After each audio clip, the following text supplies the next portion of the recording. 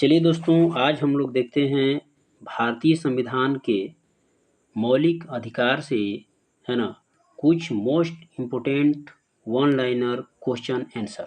ठीक, जो आपके एग्ज़ाम के लिए बहुत ज़रूरी है और हर एक कॉम्पिटिटिव एग्ज़ाम में इसे क्वेश्चन ज़रूर से ज़रूर पूछे जाते हैं। तो इसको लगाइए और आपकी परीक्षा के लिए बहुत ज़रूरी है। ठीक है, और इसी तरह के वीडियोज़ आपको हम अगले, है ना, प्रोवाइड कराते रहेंगे। और अगले वीडियो में हम आपको बता देंगे कि पूरे जो भारतीय संविधान है उससे ऐसे ही क्वेश्चन को, है ना, बहुत माने कि बेहतरीन ढंग से आपको उपलब्ध कराया जाएगा। तो चलिए आज हम लोग देखते हैं, ये जो हमारा चैनल है ग्लोबल GS10, आपका इस पे स्वागत है।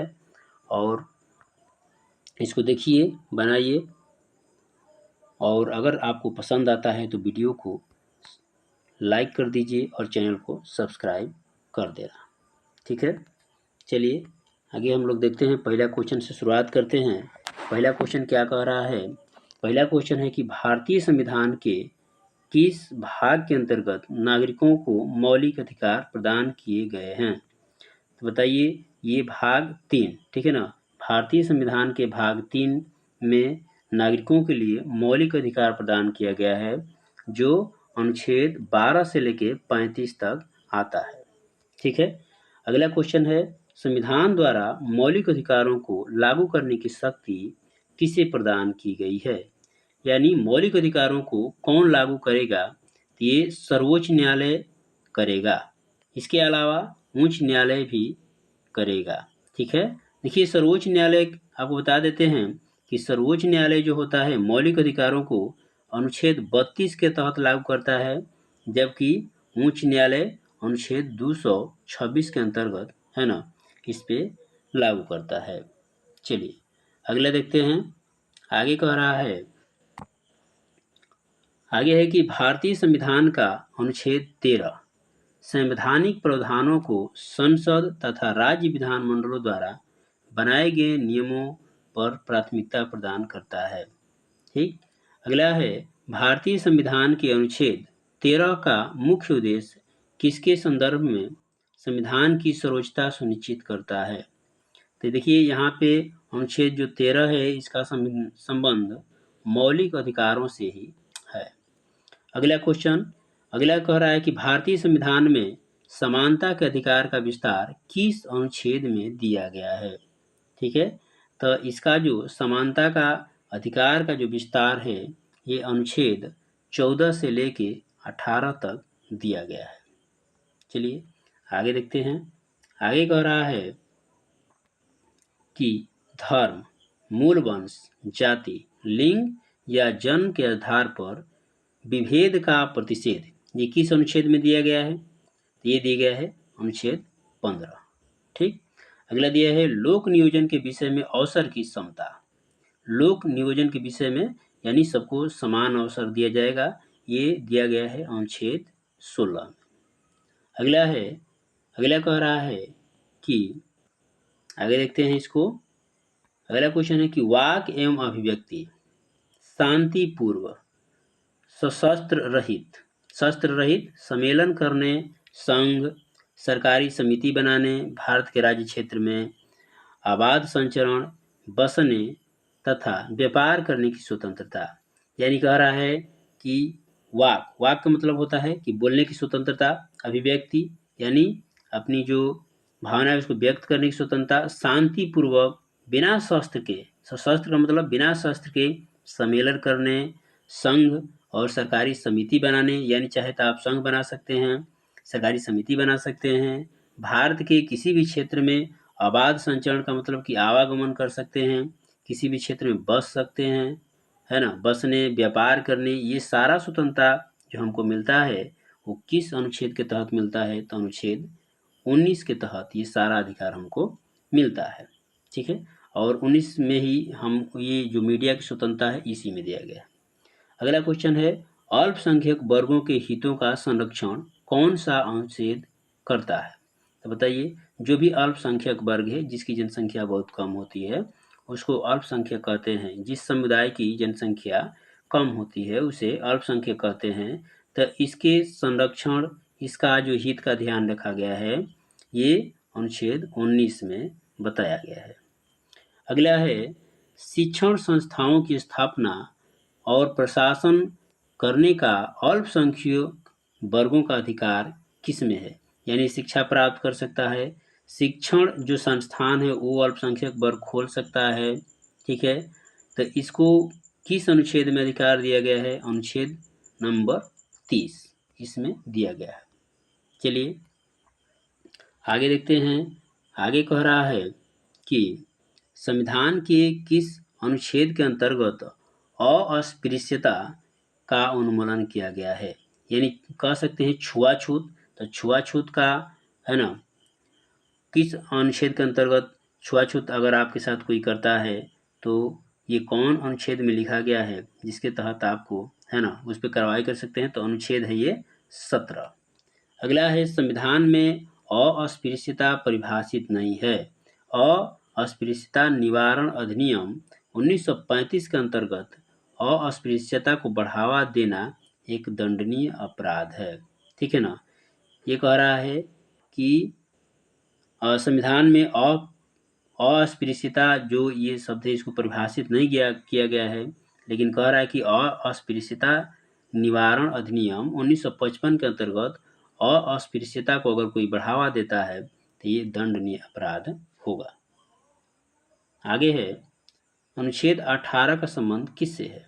तो अनुच्छेद 18 का संबंध है उपाधियों के अंत से। उपाधियों के अंत का मतलब कि आप बिना राष्ट्रपति के आदेश से के दूसरे देश से कोई उपाधि नहीं ले सकते हैं। चलिए अगला है, आगे हम लोग देखते हैं। तो आगे देखिए कह रहा है कि भारतीय संविधान का कौन सा अनुच्छेद विधि के समक्ष समता की अधिकार से संबंधित है? विधि के समक्ष, विधि माने है ना कानून के समक्ष समता से, ठीक है, कौन संबंधित है? ठीक है, तो बताइए इसका क्या हो जाएगा? तो अनुच्छेद 14। आगे देखिए यहाँ पे क्वेश्चन करके दिया है कि जन्म, लिंग, मूलवंश, जाति, धर्म, ये शायद हम लोग ऊपर देखे हैं, ठीक है। ये अनुच्छेद 15 में दिया है, ठीक है। चलिए नीचे देखते हैं।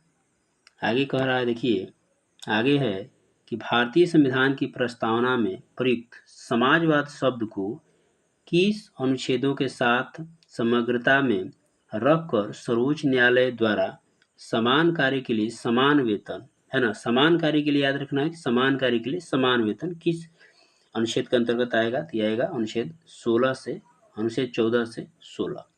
आगे भारतीय संविधान के अनुच्छेदों में से कौन सा एक लोक नियोजन के विषय में भारत के सभी नागरिकों को अवसर की समानता की गारंटी देता है? ठीक है ना। तो अवसर की समानता की गारंटी कौन अनुच्छेद देगा?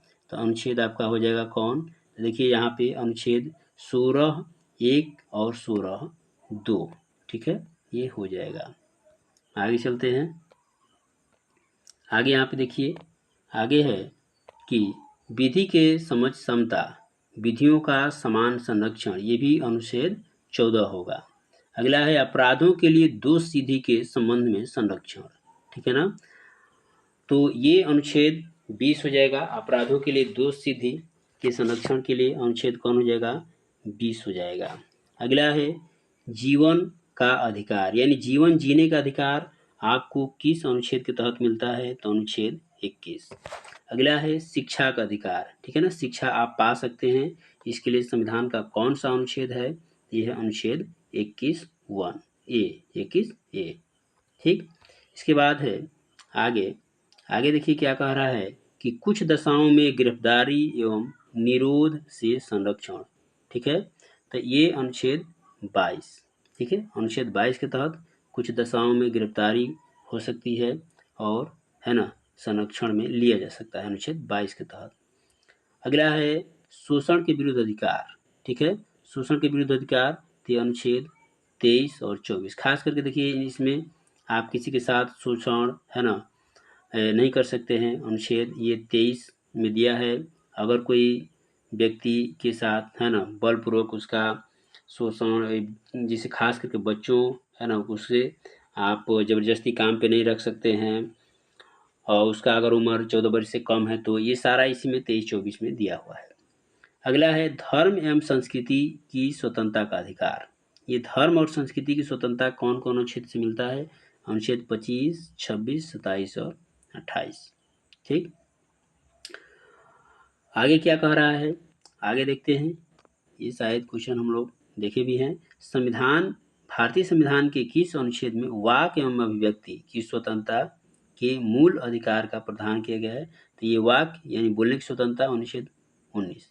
भारत के संविधान में प्रेस की स्वतंत्रता, चलिए पीछे हम बताए हैं प्रेस की स्वतंत्रता कौन सा अनुच्छेद देता है, जो मीडिया जिसको बोलते हैं, है ना, तो ये है अनुच्छेद 19A। आगे है, आगे हम लोग देखेंगे, कह रहा है कि भारतीय संविधान के किस अनुच्छेद के अंतर्गत यह प्रावधान किया गया है कि किसी अपराध के अभियुक्त को स्वयं के विरुद्ध गवाह, है ना, विरुद्ध गवाह बनने के लिए बाध्य नहीं किया जाएगा।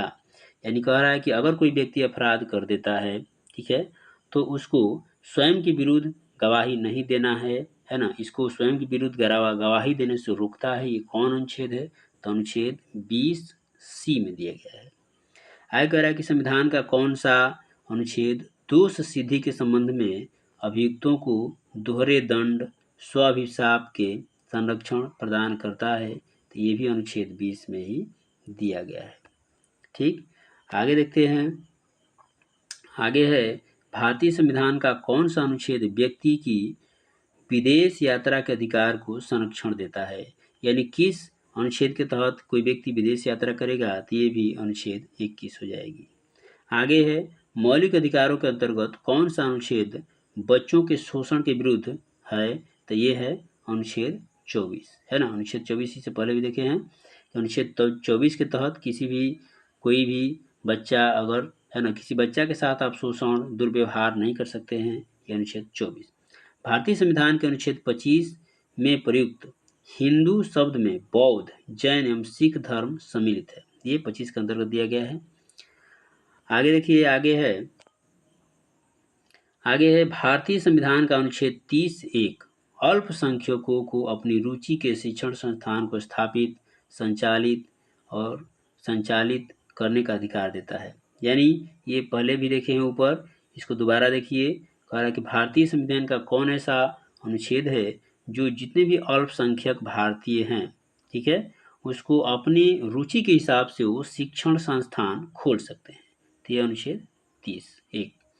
भारतीय संविधान के अनुच्छेद 32 के अंतर्गत कौन से मौलिक अधिकार, है ना, परिवर्तित किए जा सकते हैं? तो ये भारतीय संविधान के अनुच्छेद 32 के अंतर्गत, है ना, कौन से अधिकार परिवर्तित किए जा सकते हैं? तो ये कह रहा मौलिक अधिकार। तो अनुच्छेद 32 में भी हमारा मौलिक अधिकार है, चूंकि 36 तक मौलिक अधिकार है। और देखिए ये 32 जो है ये बार बार क्वेश्चन आता है। इससे एक और भी क्वेश्चन बनता है कि भारतीय संविधान निर्माता बाबा साहब ने किस अनुच्छेद को, है ना, किस अनुच्छेद को संविधान का आत्मा कहा था? तो अनुच्छेद 32 को। ठीक है, चलिए हो सकता है आगे पढ़ने को मिल भी जाए। ठीक है, ये देखिए यहाँ पे लिखा है डॉक्टर भीमराव अम्बेडकर ने मौलिक अधिकारों में से किसे संविधान का हृदय एवं आत्मा कहा? तो ये संवैधानिक उपचारों के अधिकार को, जो कि अनुच्छेद 32 में दिया गया है, अनुच्छेद 32 को कहा था उन्होंने। ठीक है, आगे है, आगे कह रहा है कि व्यक्तिगत स्वतंत्रता के अधिकार के लिए कौन याचिका दायर की जा सकती है? अगर किसी व्यक्ति को जबरदस्ती बंदी बना लिया गया है, ठीक है ना, तो उसके लिए जो न्यायालय है वो कौन सा रीट दायर करेगा? ठीक है, रीट यानी याचिका कौन दायर करेगा? तो इसके लिए होता है बंदी प्रत्यक्षीकरण। कभी कभी देखिए इसको हैबिस कॉर्पस भी अंग्रेजी में भी पूछ लेता है। अगला है कि संसद को मौलिक अधिकारों में संशोधन का अधिकार किस वाद में निर्णय के आधार पर प्राप्त हुआ? तो इसका आंसर हो जाएगा केशवानंद भारती बनाम केरल वाद। ये 1973 ईस्वी से संबंधित है। चलिए आगे है, संपत्ति के मौलिक अधिकार को किस संविधान संशोधन के द्वारा मौलिक अधिकारों को श्रेणी से हटाकर केवल वैधानिक अधिकार बनाया गया है?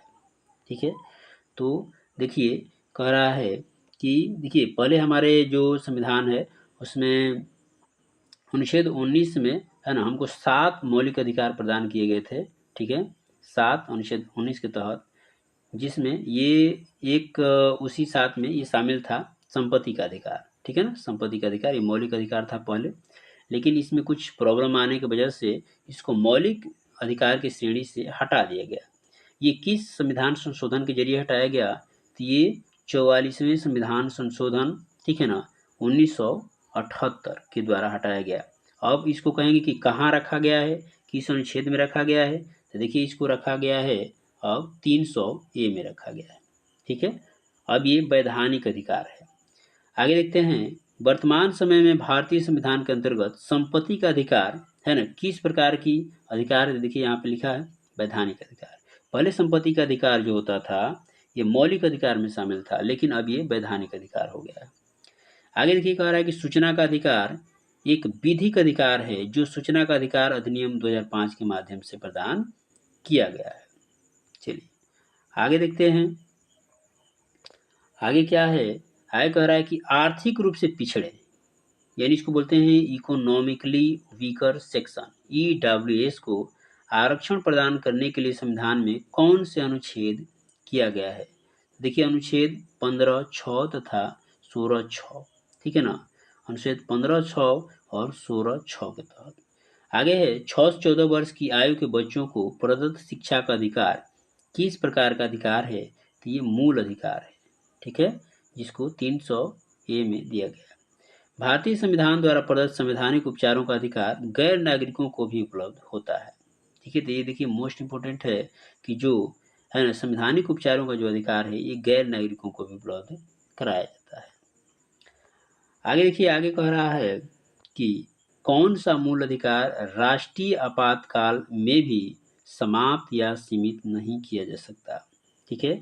कौन ऐसा मूल अधिकार है कि जिसको अगर राष्ट्रीय आपातकाल लग भी जाए तो उसको समाप्त नहीं किया जा सकता है? वो है व्यक्तिगत स्वतंत्रता तथा जीवन का अधिकार, ठीक।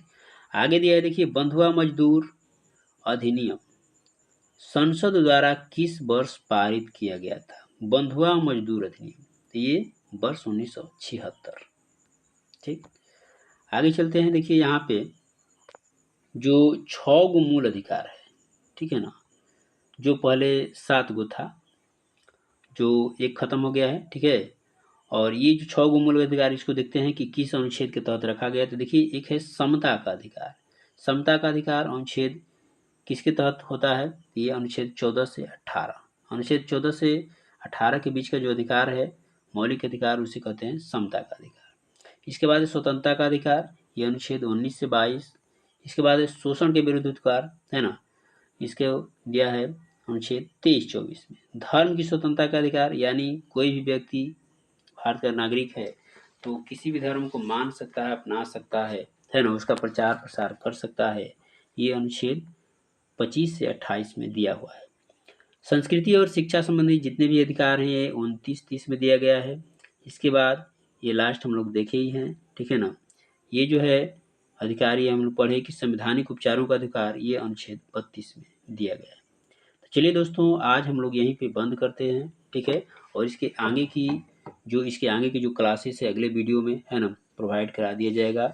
आप लोग कमेंट बॉक्स में ज़रूर बताइएगा कि कैसा रहा ये वीडियो। और हाँ, अगर आपको वीडियो पसंद आ रहा है तो ज़रूर एक बार चैनल को सब्सक्राइब कर दीजिएगा।